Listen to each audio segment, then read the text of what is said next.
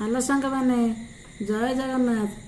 ଆଜି ହେଉଛି ବାମନ ଜନ୍ମ, ସୁନିଆ, ଗରୁଡ଼ ଦ୍ୱାଦଶୀ। ଆଉ ବାମନ ଆଜି ହେଉଛି ଭାଦ୍ର ମାସ ଦ୍ୱାଦଶୀ, ଶୁକ୍ଳପକ୍ଷ ଦ୍ୱାଦଶୀ ତିଥି। ଏଇ ଦିନ ପ୍ରଭୁ ଜଗନ୍ନାଥ ବାମନ ଅବତାର ନେଇଥିଲେ। ଆଉ ଆଜି ଶ୍ରୀମନ୍ଦିରରେ ପ୍ରଭୁ ଜଗନ୍ନାଥ ବାମନ ଅବତାରରେ ଭକ୍ତମାନଙ୍କୁ ଦର୍ଶନ ଦେବେ।